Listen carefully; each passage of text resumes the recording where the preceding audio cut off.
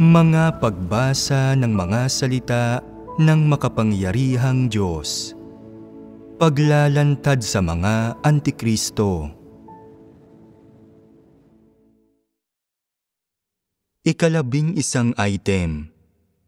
Hindi nila tinatanggap ang pagpupungos, ni wala silang saloobin ng pagsisisi kapag nakakagawa sila ng anumang pagkakamali, kundi sa halip ay nagkakalat sila ng mga kuro-kuro at hayagan nilang hinuhusgahan ang Diyos.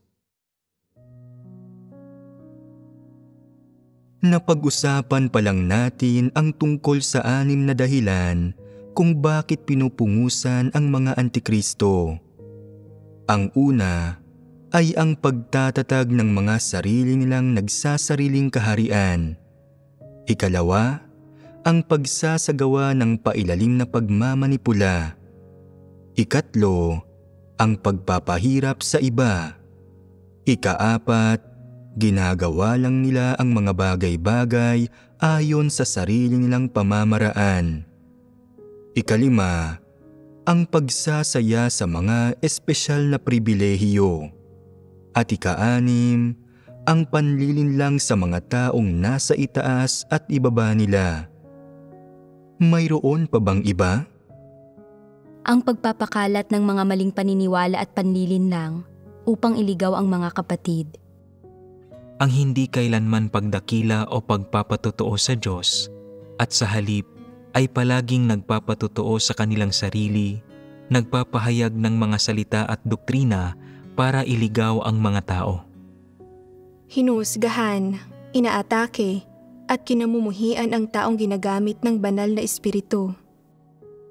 Sa 3 bagay na ito, alin ang medyo malapit ang diwa sa 6 na dahilang natalakay na natin? Ang palaging pagtataas at pagpapatotoo sa kanilang sarili at ang hindi kailanman pagpapatotoo sa Diyos. Ang isang iyon ay medyo likas na seryoso. Pangalawa roon ay ang pag-atake at panghuhusga sa taong ginagamit ng banal na espiritu, sinusundan ng pagpapakalat ng mga maling paniniwala para iligaw ang mga tao. May ilan pang ibang mga partikular na pagpapamalas ang mga Antikristo, pero ang mga ito, humigit kumulang, ang kumakatawan sa lahat, kaya hindi natin kailangang idetalye pa ang bawat isa sa mga ito ngayon. Hindi iyon ang sentro ng pagbabahaginan ngayon. Sa halip, ang pinagtutuunan ngayon ay kung paanong hindi tatanggapin ng isang Antikristo ang pagpupungos at kung paanong wala siyang saloobin ng pagsisisi kapag nakakagawa siya ng anumang pagkakamali, kundi sa halip ay nagkakalat siya ng mga kuro-kuro at hayagan niyang hinuhusgahan ang Diyos. Sa madaling salita, ang saloobin ng isang Antikristo matapos siyang pungusan, ang ugat ng saloobing ito at kung ano talaga ang kanyang disposisyong diwa, ito ang pangunahing punto na dapat nating pagbahaginan.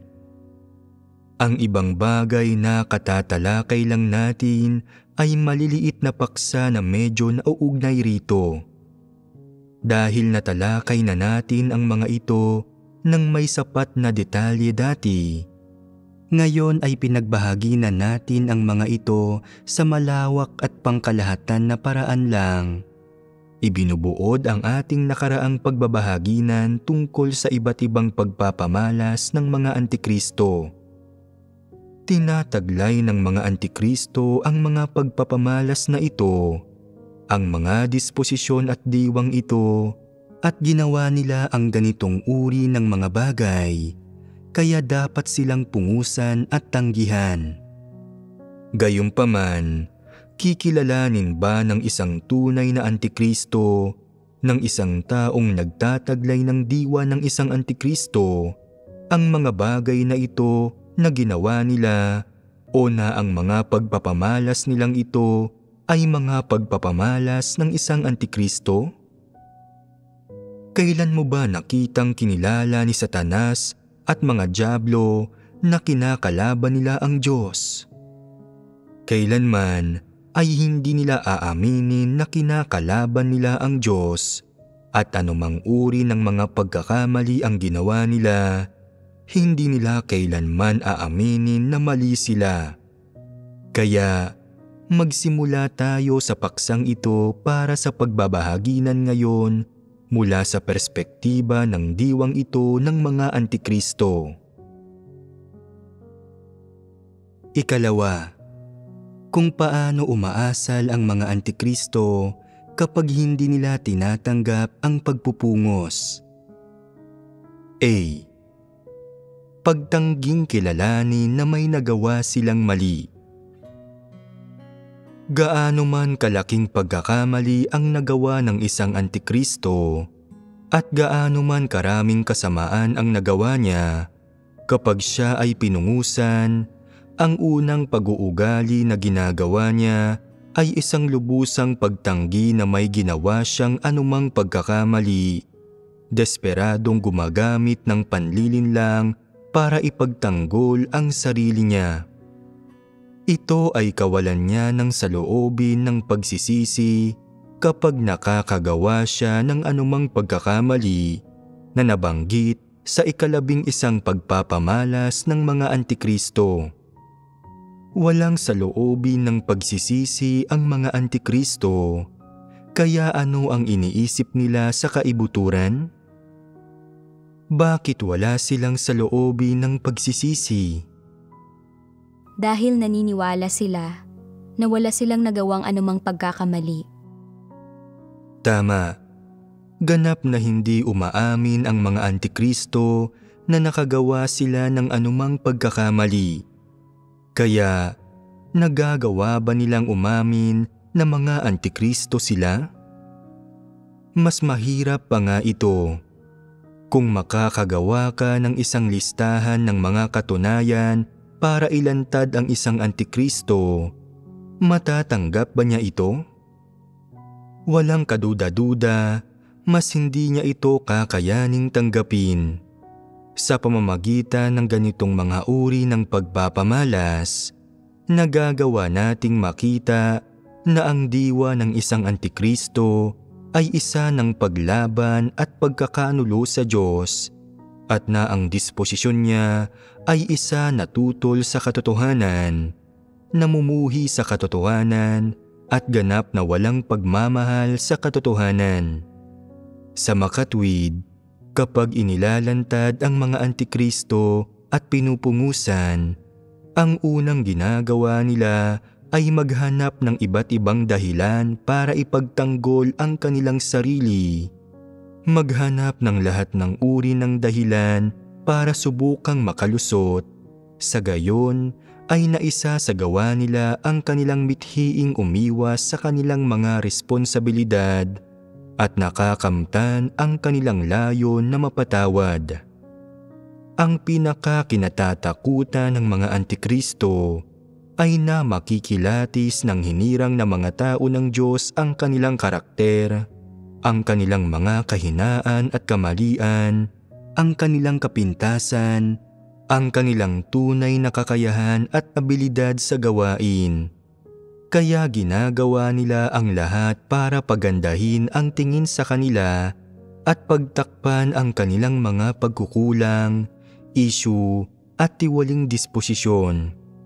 Kapag nabubunyag at nalalantad ang kanilang kasamaan, ang unang ginagawa nila ay hindi ang aminin o tanggapin ang katunayang ito o gawin ang lahat ng kanilang makakaya para makabawi at makabayad sa mga pagkakamali nila.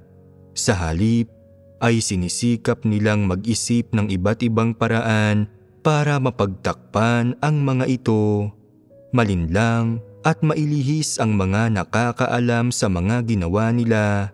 Huwag hayaang makita ng hinirang na mga tao ng Diyos ang tunay na usapin. Huwag hayaang malaman ng mga ito kung gaanong nakapipinsala ang mga ginawa nila sa sambahayan ng Diyos, kung gaano nila nagambala at nagulo ang gawain ng iglesia. Mangyari pa, ang pinakakinatatakutan nila ay ang malaman iyon ng itaas, dahil kapag nalaman iyon ng itaas, iwawasto sila ayon sa prinsipyo at magiging katapusan na ng lahat para sa kanila at tiyak na matatanggal sila at matitiwalag. Kaya nga, kapag nalalantad ang kasamaan ng mga antikristo, ang unang ginagawa nila ay hindi pagnilayan kung saan sila nagkamali, saan nila nilabag ang mga prinsipyo, bakit nila ginawa ang ginawa nila, anong disposisyon ang nanaig sa kanila, ano ang mga layunin nila, ano ang kanilang kalagayan sa oras na iyon, kung dahil ba iyon sa kanilang pagkasawail o dahil may halong hindi maganda ang mga layunin nila. Sa halip na suriin ang mga bagay na ito o pagnilayan man lang ang mga ito, nag-iisip silang mabuti ng kahit anong paraan para mapagtakpan ang mga tunay na pangyayari.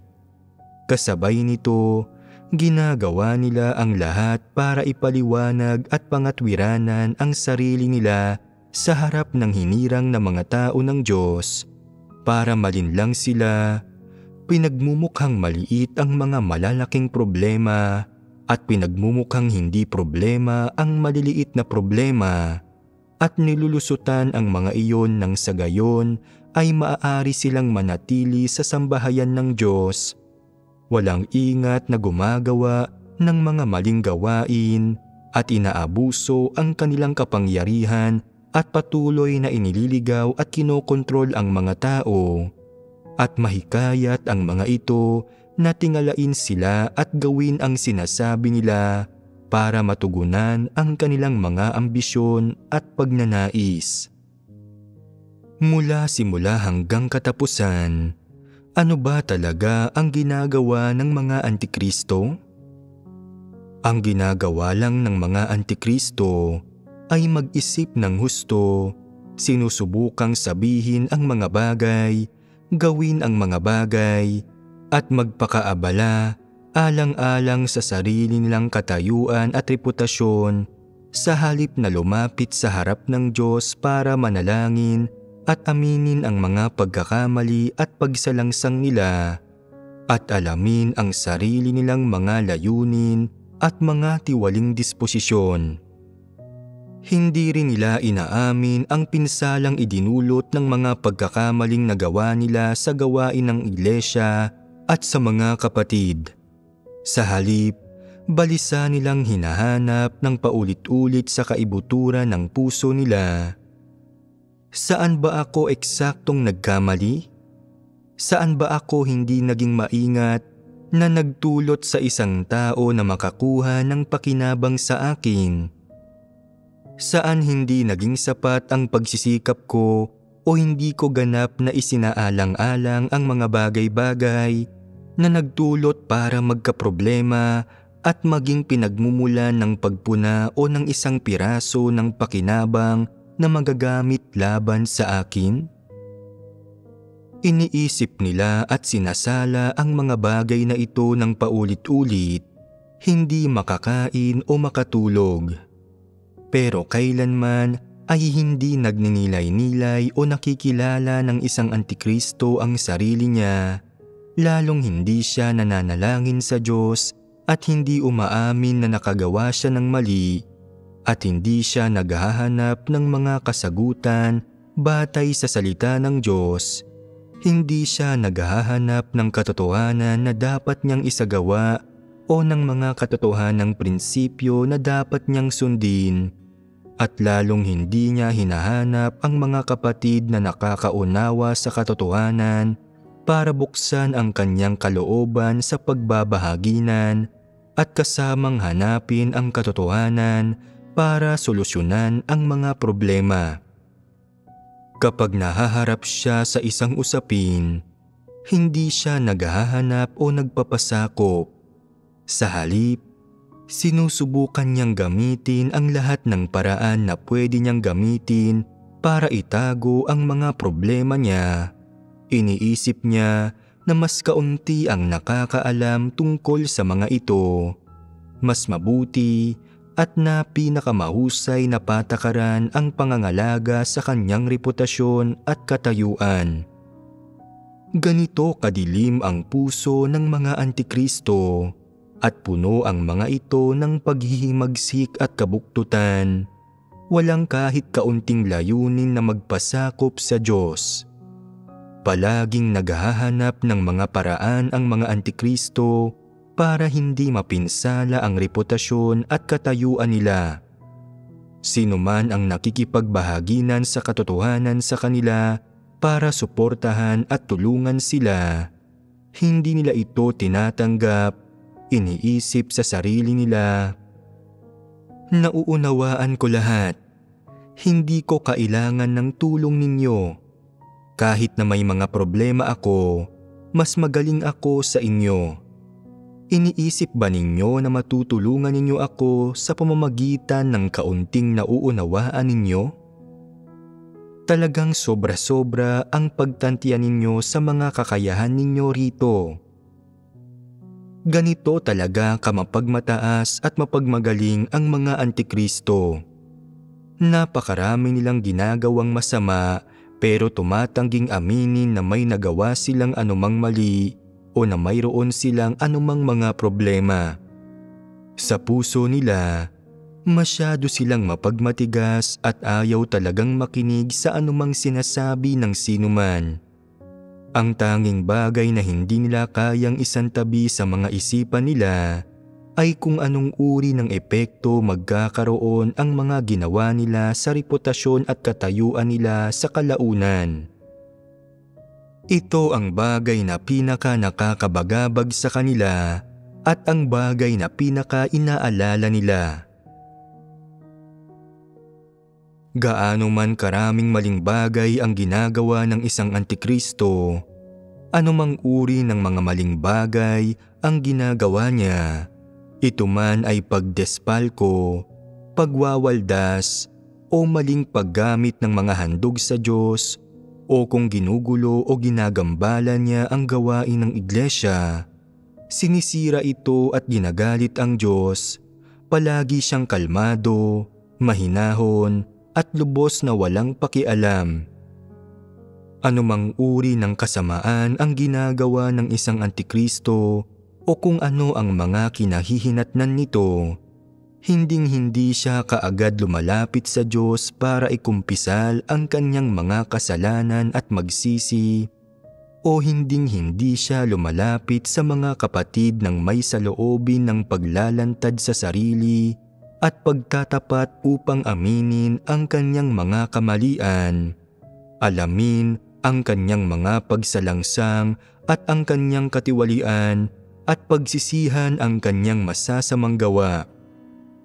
Sa halip, nag-iisip siya ng husto upang makahanap ng iba't ibang dahilan para iwasan ang responsibilidad at ibunton ang sisi sa iba upang mapanumbalik ang sarili niyang karangalan at katayuan. Ang mahalaga sa kanya ay hindi ang gawain ng iglesia, kundi kung napipinsala o naaapektuhan ba sa anumang paraan ang kanyang reputasyon at katayuan. Hindi talaga siya nagsasaalang-alang o nag-iisip ng mga paraan para makabawi sa mga kawalang idinulot sa sambahayan ng Diyos ng kanyang mga pagsalangsang, ni hindi niya sinisikap na makabawi sa kanyang pagkakautang sa Diyos. Ibig sabihin, hinding-hindi niya inaamin na kaya niyang gumawa ng mali o na nakagawa siya ng pagkakamali. Sa puso ng mga antikristo, ang maagap na pag-amin sa mga pagkakamali at pagbibigay ng matapat na paglalahad ng mga tunay na pangyayari ay kawalan ng kakayahan at isang kahangalan.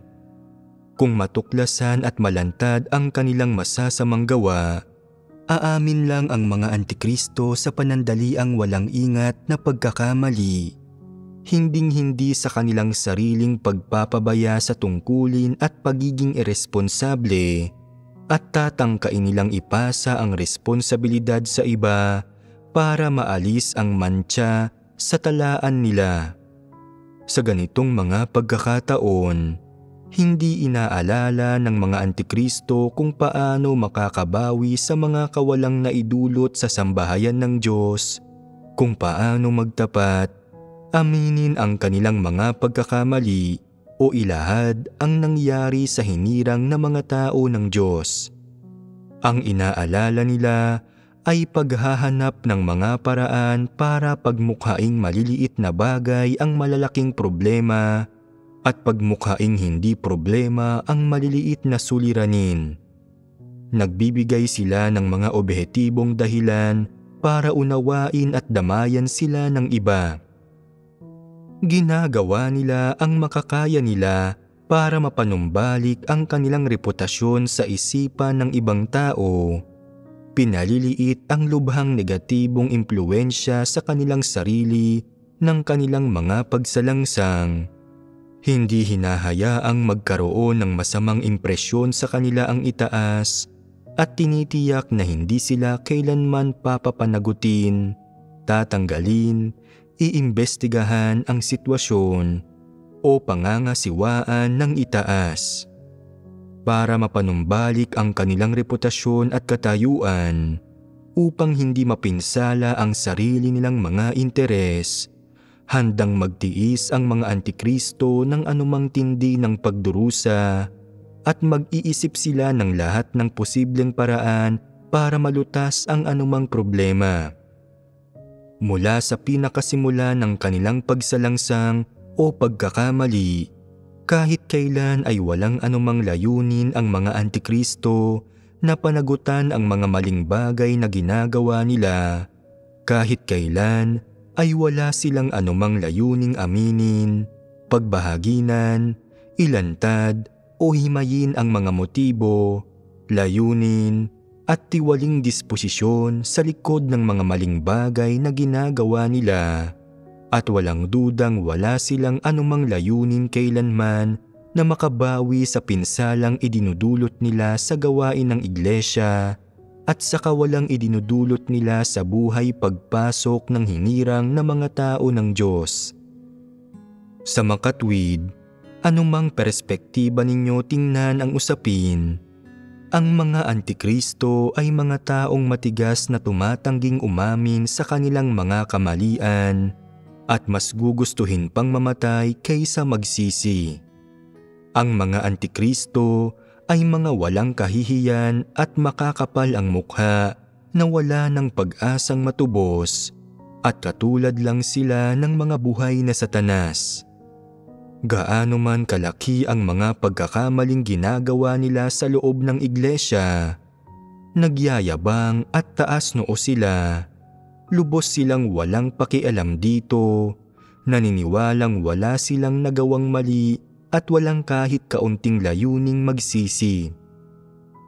Hindi sila kailanman lumuha sa mga pagkakamaling nagawa nila, ni hindi sila kailanman nakakaramdam ng anumang kalungkutan o pagsisisi dahil sa mga bagay na ito. Sa kabaligtaran, nakakaramdam sila ng kirot o lungkot kung hindi sinasadyang nalalantad nila ang kanilang sarili na nagbibigay daan na makita ng karamihan ng tao ang kanilang tunay na mukha at tanggihan sila.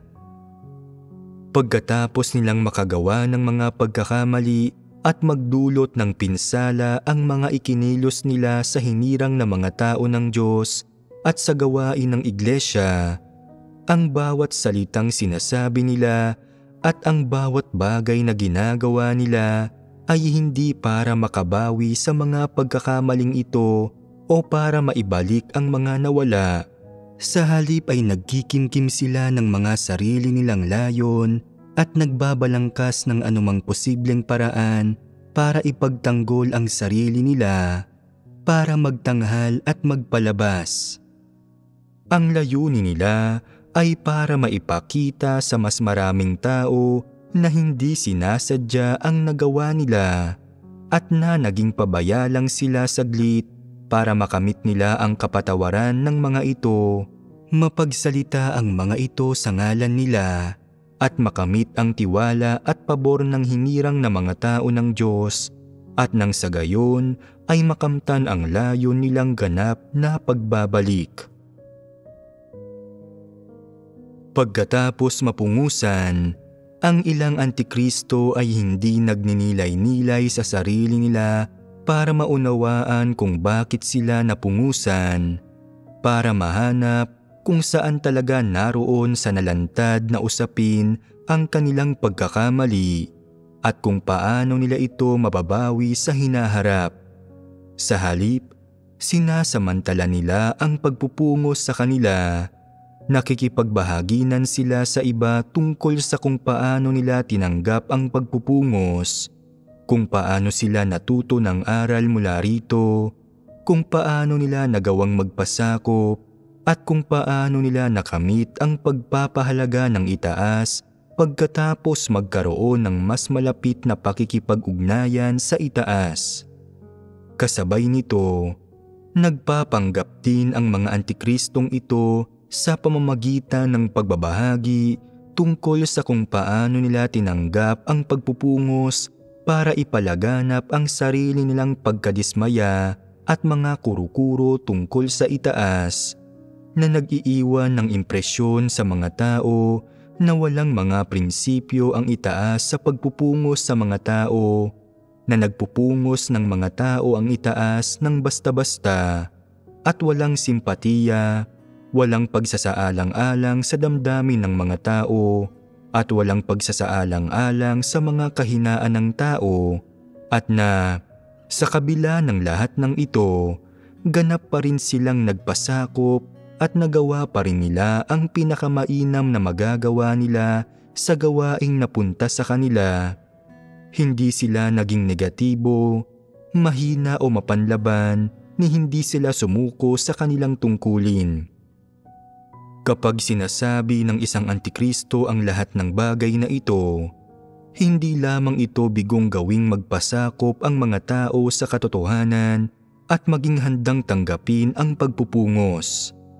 Sa kabaligtaran, ginagawa nitong makabuo ang mga tao ng mga kuro-kuro at opinyon tungkol sa Diyos at nagiging maingat laban sa Diyos habang nabubuo ang inggit, paghanga at paggalang para sa mga antikristo mismo. Sa sandaling mabuo ang dalawang resultang ito, ang mga pinakamatinding nakakaligtaan ng mga tao ay kung anong pagsalangsang ang nagawa ng antikristo, ano ang ginawa niyang mali at ang katunayan na nagdulot siya ng kawalan para sa gawain ng iglesia, para sa sambahayan ng Diyos dahil wala siyang kakayahan sa gawain niya at wala siyang pakundangang gumawa ng mga maling gawain. Ito ang isa sa mga taktika ng isang antikristo, ang gumawa ng huwad na ganting pagpaparatang at dahil doon ay nalilihis ang iba. Hindi niya kailanman binabanggit ang katunayan na nagdulot siya ng labis na problema sa gawain ng sambahayan ng Diyos at ng gayong kalalaking kawalan sa buhay ng mga kapatid dahil naging pabaya siya sa tungkulin niya, dahil naging hangal at mangmang siya, dahil sinubukan niyang magtatag ng sarili niyang nagsasariling kaharian.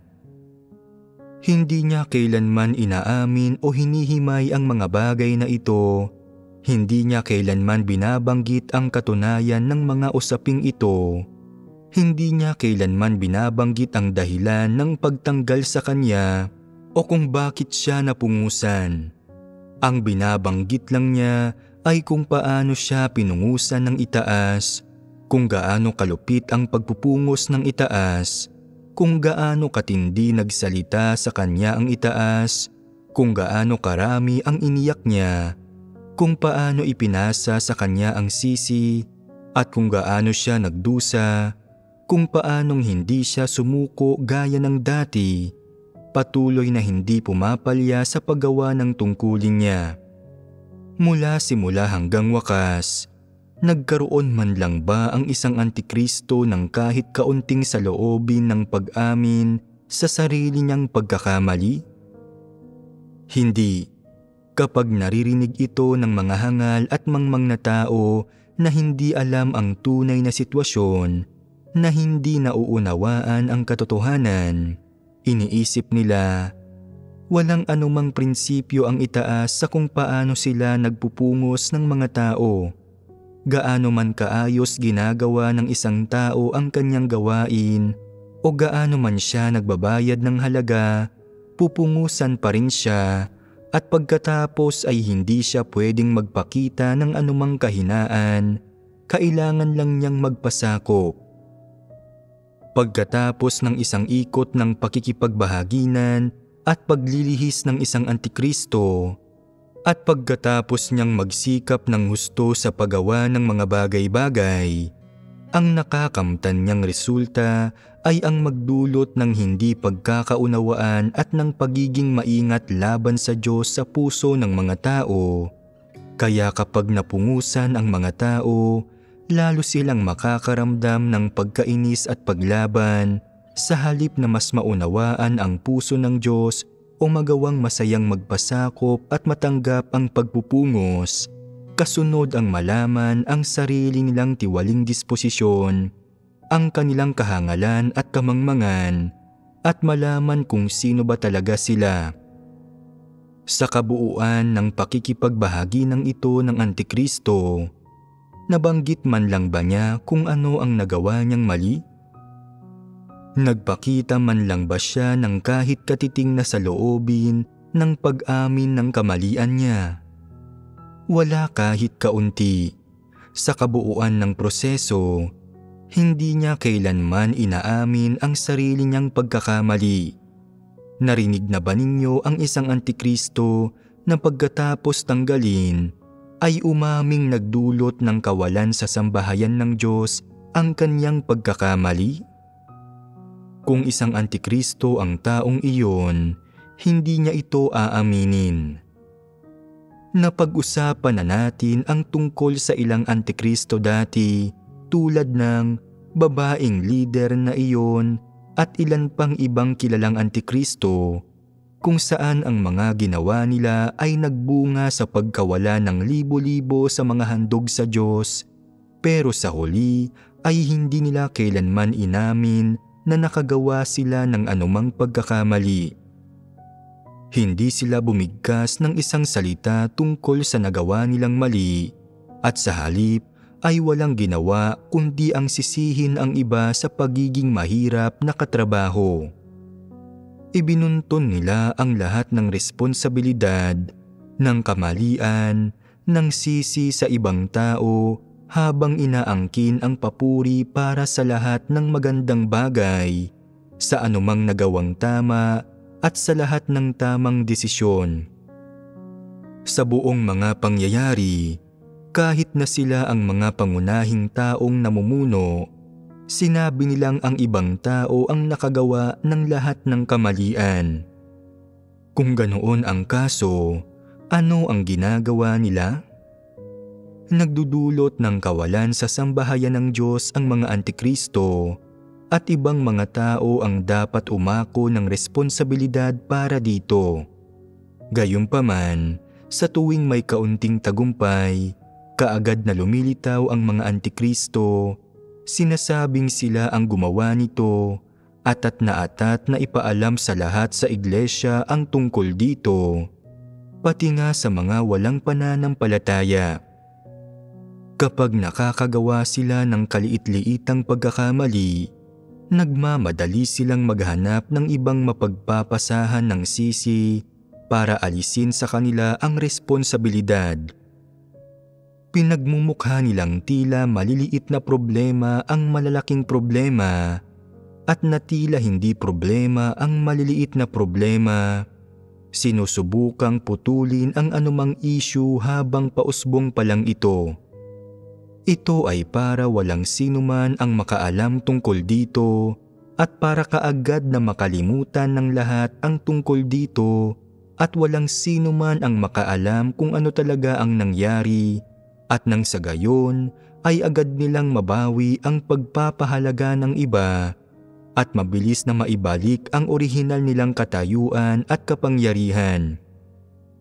Kapag may ginawang mali ang isang antikristo, gaano man kapraktikal ang pagpupungos sa kanya ng mga tao o gaano man katumpak ito, siya ay magiging palaban, salungat at ganap na hindi tumatanggap, at kahit na mayroong mga saksi o ebidensya, matigas siyang tatangging aminin ang mga pagkakamali niya at hindi niya ito kikilalanin o tatanggapin sa kaibuturan ng puso niya.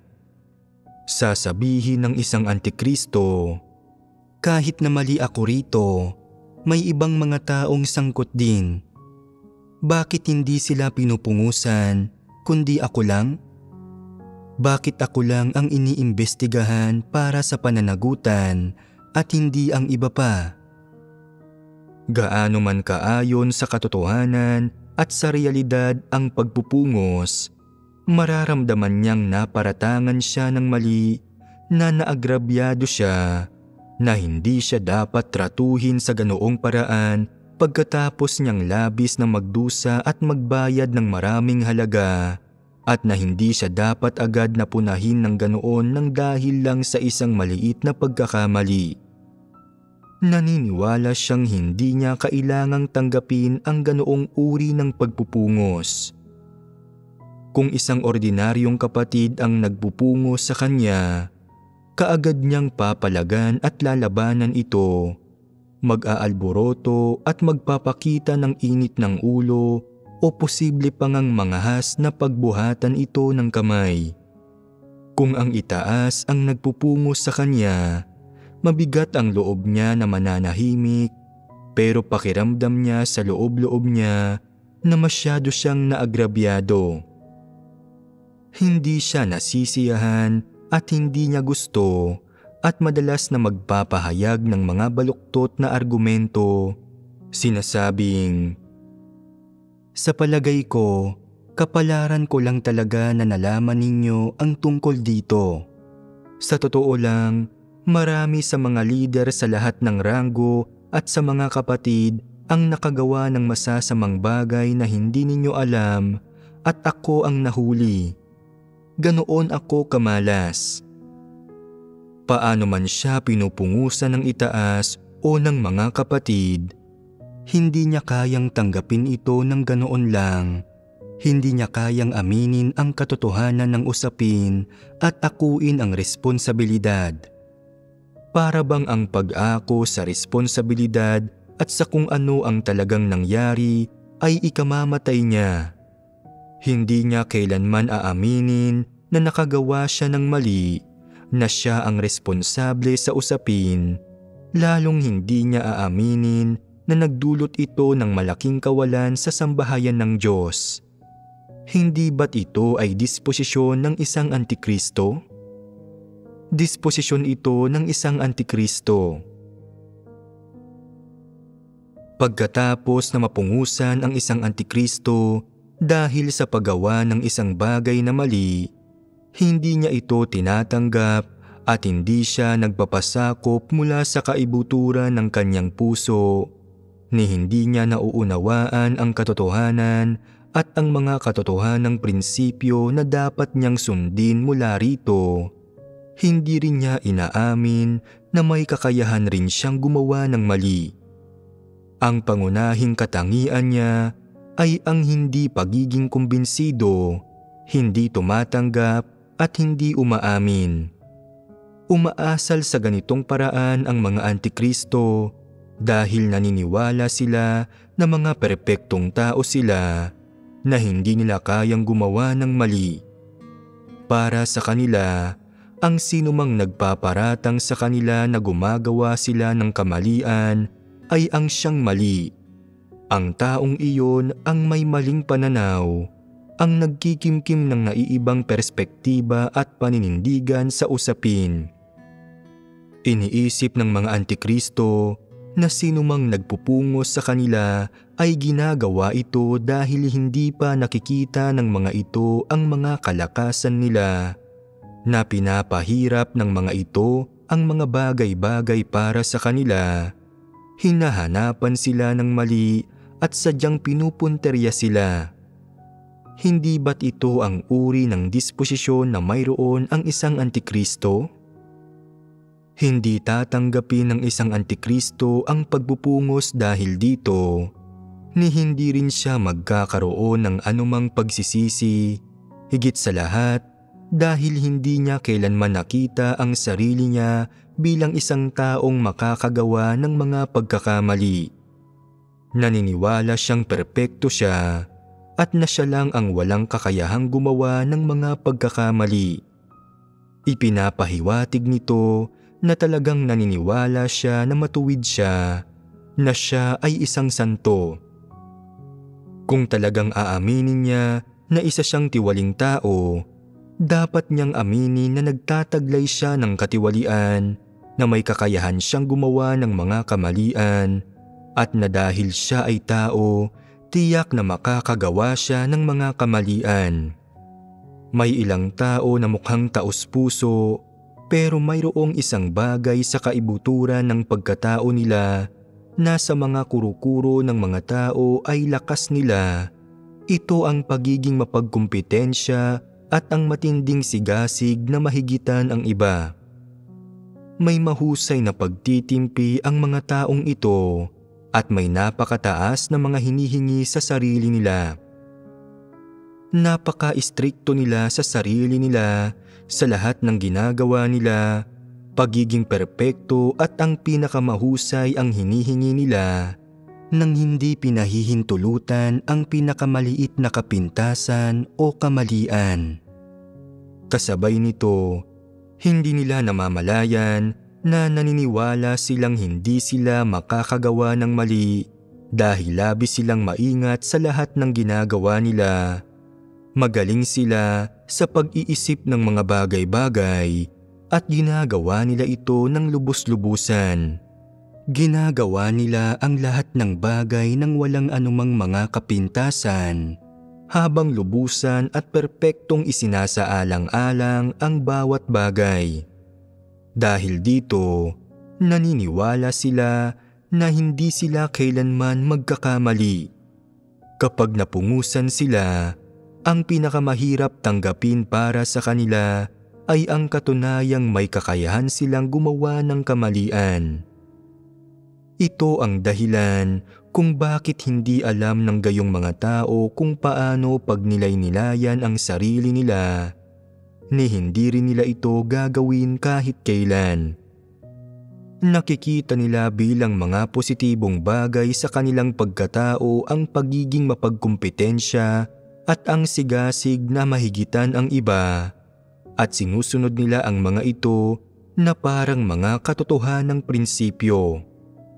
Iniisip nila na kung gagawin nila ang mga bagay-bagay at gagampanan ang tungkulin nila batay sa mga prinsipyong ito, hindi sila kailanman magkakamali, at kahit na may mangyaring mga pagkakamali, nakikita nila ito bilang usapin ng perspektiba, bilang mga taong may magkakaibang pananaw, at iniisip na tiyak na hindi ito nangangahulugang mali ang ginawa nila. Sa makatwid, hindi mahalaga kung sino ang nagpupungos sa kanila, kung ang pagpupungos o kung ang nalantad ay nakaayon sa mga katunayan, hindi nila ito tatanggapin. Kung malalaman nila na talagang nakagawa sila ng mali, aaminin ba nila ito? Hindi nila ito aaminin. Agad silang mananahimik at sila ang huling taong magbabanggit nito. Hinding-hindi nila ito babanggitin. Kung makakatagpo ang isang Antikristo ng isang taong maglalantad ng ilang kamalian o kapintasan sa gawain niya, at makikita niya na hindi siya makakapagtago rito, magkukunwari siyang patuloy na hinahanap kung sino ang nagkamali at hindi inaasahan na pagkatapos maghanap ng maghanap, natuklasan na siya ang responsable. Kung may isang taong magsasabi, "Ikaw ang nakagawa nito, hindi ibang tao. Nakalimutan mo lang ang tungkol dito." Paano ito sasagutin ng isang Antikristo? Ano ang dapat gawin ng isang normal na tao sa ganitong mga sitwasyon? Ang isang normal na taong may kahihiyan ay mamumula ang mukha, makakaramdam ng kahihiyan at maiilang, at kaagad na aaminin ito, sinasabing, "Nakalimutan ko ang tungkol doon. Ako ang gumawa nito, pagkakamali ko ito." Alamin natin agad kung paano natin ito babawiin at paano aayusin ang mga bagay-bagay para hindi na magpatuloy ang mali. Kaagad na aamin ang isang taong may kahihiyan, konsensya at katwiran ng kanyang pagkakamali. Pagkatapos ay lulutasin at aayusin ito. Sa kabilang banda, ang isang antikristo ay walang kahihiyan. Sa sandaling matuklasan ng isang tao na siya ang nagkamali, sa sandaling ilantad siya at nalaman ng isang tao ang tungkol dito, agad siyang magbabago ng tono at mag-iisip ng iba't ibang paraan para maiwasang umamin sa pagkakamali niya, para maiwasang tanggapin na siya ang nakagawa ng pagkakamaling iyon. Magsasabi siya ng mga lantarang kasinungalingan at mga ngatwiran. Nakakahiya at nakakailang ang tingin dito ng lahat ng nakapaligid sa kanya, pero walang anumang mararamdaman ang Antikristo. Pagmumukhain niyang parang maliliit na problema ang malalaking problema, at ang maliliit na problema na parang hindi problema, pagkatapos ay hindi na kailanman babanggiting muli ang usapin. Sa usaping ito, nabunyag ang kahangalan niya, kaya lantaran niyang itatanggi ang pagkakamali niya at magsisinungaling sa harap ng maraming tao. Susubukang iwasan ang responsibilidad nang hindi namumula ang mukha niya dahil sa kahihiyan at nang hindi siya kinakabahan. May kahihiyan man lang ba ang mga antikristo? Kapag kakatanggal pa lang sa ilang antikristo, puno sila ng mga hinaing.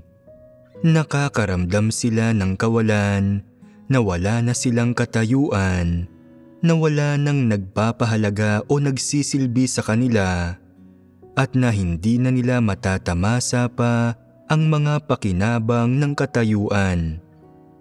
Pakiramdam nila na ang lahat ng mga halagang ibinayad nila at ang lahat ng mga nakaraang pagdurusa nila ay nawalan ng halaga, at puno ang puso nila ng pakiramdam ng kawalan ng katarungan. Gayunpaman, hindi sila nakakaranas ng katiting na pagkakonsensya para sa mga pagpapamalas na ipinakita nila nang sila ay mapungusan o para sa anumang ginawa nilang mali. Pakiramdam nila ay hindi ito patas. Puno ang puso nila ng mga hinaing at mga reklamo, pati na rin ng mga maling pagkaunawa tungkol sa Diyos. Bukod sa tumatanggi silang aminin ang pagkakamali nila at walang planong bumawi para sa kamalian nila o para tanggapin ang pagpupungos, para tanggapin ang pagtatanggal na ito, bagkus iniisip nila, hindi matuwid ang Diyos, gaano man nagdusa ang isang tao o gaano man katindi ang kawalan ng katarungan na dinanas niya, wala siyang lugar para isalaysay ito. Napakasakit nito. Kahit ang Diyos ay hindi maaasahan, wala akong sino mang masasandalan.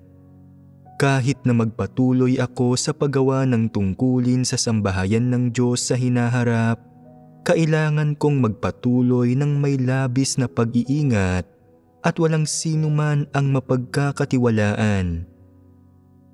Puno sila ng pangangatwiran at maling pagkaunawa tungkol sa Diyos. Anong uri ng disposisyon ito? Gaano man karami ang mga nagawa nilang pagkakamali, gaano man kalaki ang kawalan na idinulot nila sa gawain ng iglesia, o kung gaano nila inilagay sa panganib ang gawain ng iglesia. Iniisip nila na pwedeng basta na lang hindi pansinin ang mga bagay na ito at hindi nila aakuin ang anumang responsibilidad o aaminin ang anumang pagkakamali sa panig nila. Sa halip, palalakihin nila ng gusto ang anumang katiting na hinaing na mayroon sila, ang anumang maliit, walang kwentang halaga na ibinayad nila, at palalakihin ito ng sobra, naniniwalang ang sambahayan ng Diyos ang bumigo sa kanila at nainakusahan sila ng mali ng Diyos. Ang idinulot na kawalan ng kanilang pagkakamali sa sambahayan ng Diyos ay ganap na walang kabuluhan sa mga isipan nila. Iniisip nila, hindi kailangang kwentahin iyon o mag-abala tungkol dito. Sino ang magsasabing kawalan iyon? Tutal, sinong leader ang hindi nagwawaldas ng kaunting handog? Paanong ako lang? Sinong leader ang hindi man lang nakapagdulot ng anumang kawalan sa sambahayan ng Diyos? Ano ang mga handog sa Diyos? Pagmamay-ari ng lahat ang perang iyon, kaya kung pinahihintulutan ang ibang tao na gastusin ito, bakit hindi ako? Pinahihintulutan ang ibang tao na waldasin ito, pero ako hindi? Kung pag-uusapan natin ang mga kawalan na idinulot sa sambahayan ng Diyos, mas maraming naidulot ang iba kaysa sa akin. Bakit ako lang mag-isa ang labis na pinupungusan at tinatanggal? Tungkol naman sa hindi pagkilos ng naaayon sa mga prinsipyo pero walang pakundangan na gumagawa ng mga maling gawain, mas malala kaysa sa akin ang ilang tao pagdating sa bagay na iyon, kaya bakit hindi sila tinanggal nang sila ay pinungusan? Pagdating sa pagbabayad ng halaga, mas malaki ang ibinayad ko kaysa sa karamihan ng tao. Pagdating naman sa sinseridad, kaninong sinseridad ang maaaring ikumpara sa akin? Paano naman ang mga sermon? Mas marami akong naisermon kaysa sa sino mang iba pa. At tungkol naman sa pag-unawa sa katotohanan, sino ang nakakaunawa nito ng tulad ng sa akin? Pagdating sa pagtanggap sa pagpupungos ng itaas, sino ang tumatanggap nito ng higit kaysa sa pagtanggap ko? Sa usapin ng pagtalikod, sino ang mas maraming tinalikuran kaysa sa akin?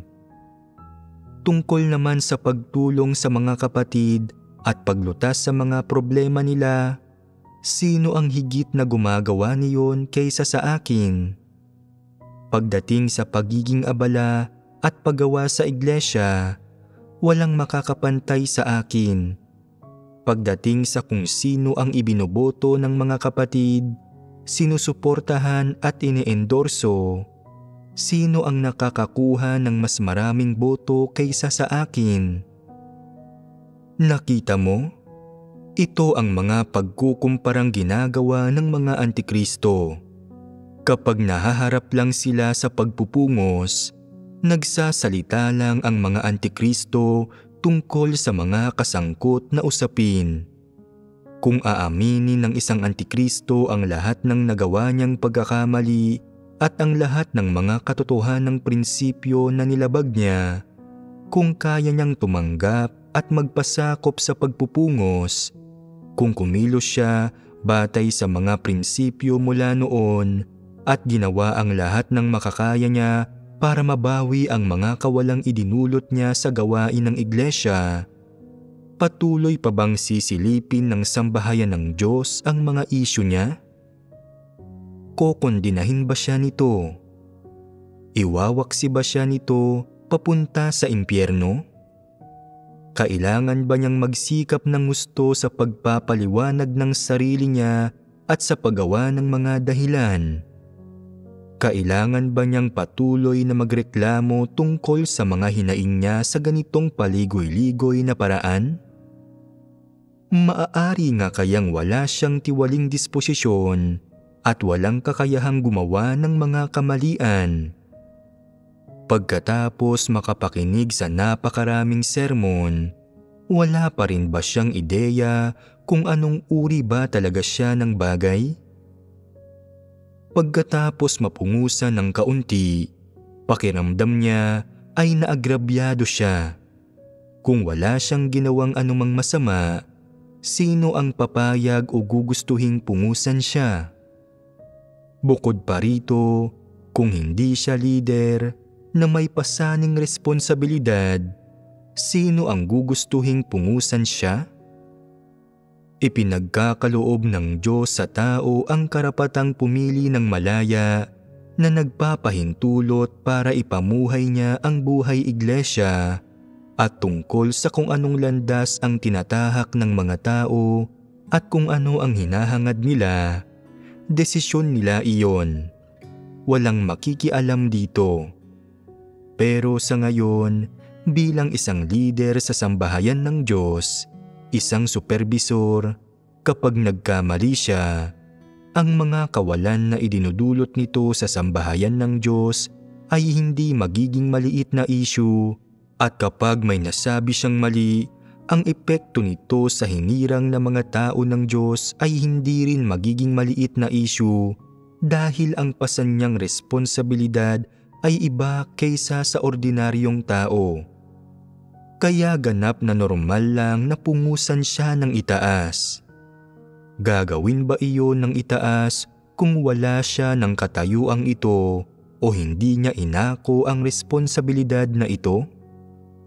Ilang regular na mananampalataya ang napungusan na ng itaas. Dahil may pasan siyang malaking responsibilidad at napakalawak din ng saklaw ng gawain niya, sa tuwing magkakamali siya, napakalaki ng epekto at kaya tiyak na mapupungusan siya. Napakanormal nito. Kung hindi niya kayang tanggapin kahit ang mapungusan, kalipikado ba siyang maging leader? Hindi siya kalipikado para doon. Hindi siya kalipikado para ihalal ng mga kapatid. Hindi siya karapat-dapat dito. Kapag nagkakamali siya, wala man lang siyang lakas ng loob na akuin ang responsibilidad para dito, para aminin ito. Wala man lang siyang gayong katwiran, kaya paano siya magiging leader? Hindi siya kalipikado at hindi karapat-dapat. Dahil mismo ito sa pagtataglay nila ng diwa ng mga antikristo, kung kaya hindi kayang umamin ng mga antikristo na nagkamali sila, at kaya kapag sila ay napungusan, ayaw nilang akuin ang responsibilidad o hanapin ang mga katotohanang prinsipyo. Kung ganoon na ayaw nilang gawin ang mga bagay na ito at tumatanggi silang aminin ang kamalian nila, na isasagawa ba nila ang katotohanan? Nagagawa ba nilang isakatuparan ang mga pagsasaayos ng gawain ng sambahayan ng Diyos? Talagang hindi.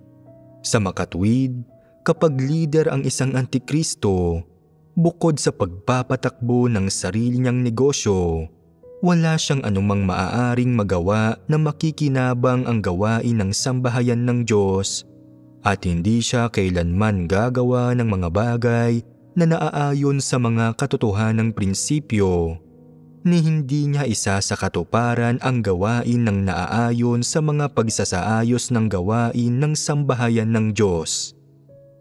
Napungusan man ang isang antikristo para sa maliit na pagkakamali o para sa malaking kamalian na nagdulot ng malaking kawalan sa gawain ng iglesia, hindi niya kayang aminin ang pagkakamali niya at hindi niya kayang aminin na nakagawa siya ng pagsalangsang at na may utang siya sa Diyos sa usaping ito. Sa kabaligtaran, kahit kailan, mas gugustuhin pa niyang mamatay kaysa aminin na may kinalaman siya sa mga kawalang idinulot nito at hindi niya aaminin na siya ang may pangunahing responsibilidad, na mali ang mga ikinilos niya, na pinili niya ang maling landas o aminin ang pagkakamali niya ng sadyang paggawa ng masama kahit alam na alam niya ang katotohanan, lalong hindi niya aaminin na mayroon siyang hindi maiiwasang responsibilidad sa usaping ito. Hindi niya aaminin na mayroon siyang mga maling layunin noong siya ay kumilos, na hindi niya kayang makipagtulungan sa sinuman, na kumilos siya ng basta-basta at ng sinasadya, na nasiyahan siya sa mga pakinabang ng katayuan, na naging pabaya siya sa tungkulin niya at nagdulot ng mga kawalan sa gawain ng sambahayan ng Diyos. Sa halip, pagkatapos niyang magkamali, magpapaliwanag siya sa bawat pagkakataon kung gaano siya nagdusa, na nakulong siya pero kailanman ay hindi naging Judas, kung gaano kalaking halaga ang binayaran niya at kung gaano kalaki ang iniambag niya sa gawain ng sambahayan ng Diyos. Ikakalat at ipapahayag niya ang mga ito sa lahat ng dako. Bukod sa sa publiko ng mga ambag niya at halagang ibinayad niya, ipapakalat din niya na mali at hindi patas ang sambahayan ng Diyos sa pagpupungos sa kanya at sa paraan ng pagtrato nito sa kanya. Bukod sa kawalan ng saloobin ng pagsisisi, huhusgahan niya ang Diyos at kung paano siya pinangasiwaan ng Diyos sa lahat ng lugar.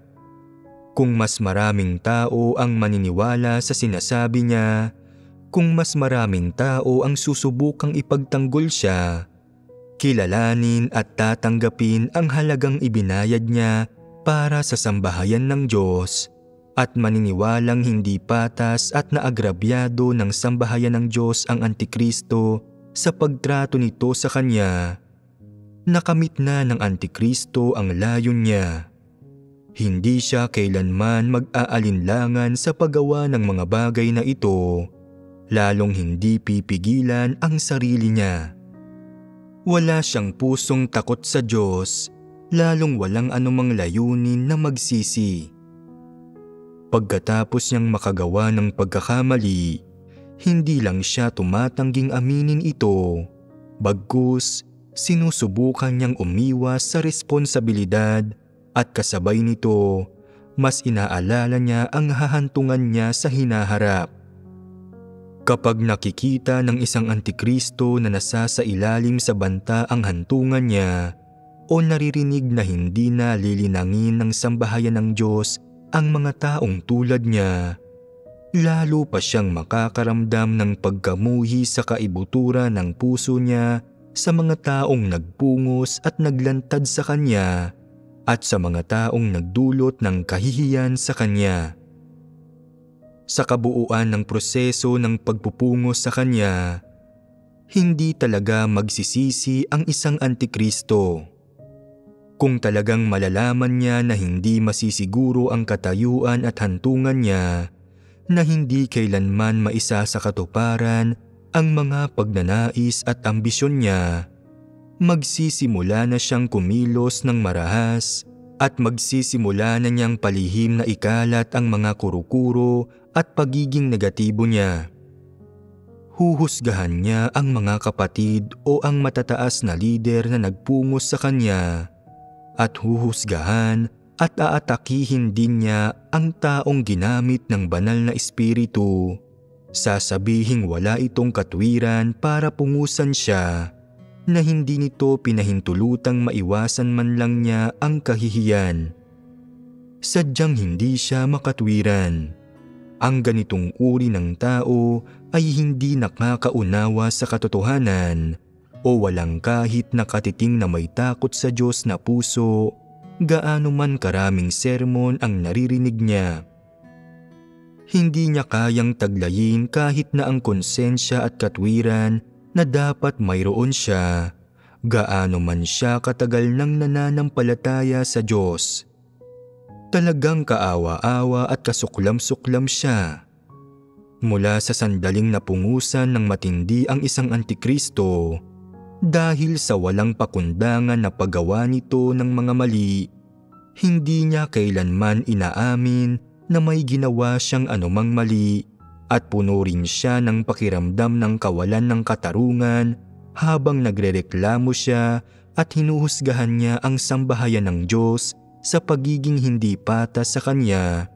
At sa wakas ay sinisimulan niyang lantarang ipagkalat ang mga kurukuro niya, kumikilos ng marahas at nakikipagsigawan laban sa sambahayan ng Diyos. At sa huli ay napatalsik siya. Mayroon bang katiting na normal na pagkatao sa loob ng pag-uugali ng Antikristo sa alinman sa mga yugtong ito? Sa konsensya at katwiran kaya? Mayroon man lang bang anumang pagpapamalas ng pagmamahal sa katotohanan at mga positibong bagay? Mayroon ba siyang kahit katiting na may takot sa Diyos na puso? Wala. Wala sa mga bagay na ito ang makikita sa kanya. Ang isang Antikristo ay labis na nakakasuklam, walang kahihiyan at lubos na hindi makatwiran. Kapag hindi na niya matatamasa ang mga pakinabang ng katayuan, itinuturing niya ang sarili niya na walang pag-asa at nagsisimulang kumilos ng walang pakundangan. Gaano man siya kawalang kakayahan at kawalang abilidad sa gawain niya, gusto pa rin niyang matamasa ang mga pakinabang ng katayuan at ang pagpapahalaga ng iba. Mas mahalaga ang tingin niya sa katayuan at reputasyon kaysa sa buhay niya, at gaano man kalaki ang nagawa niyang pagkakamali, hindi talaga siya nakakaramdam ng anumang pagkakonsensya. Tao pa ba siya? Isa siyang lobo na nakadamit ng tupa. Sa panlabas, suot niya ang balat ng tao at mukha siyang tao, pero sa loob, hindi siya tao. Talagang nakakapuot siya, nakakasuka at nakakasuklam siya.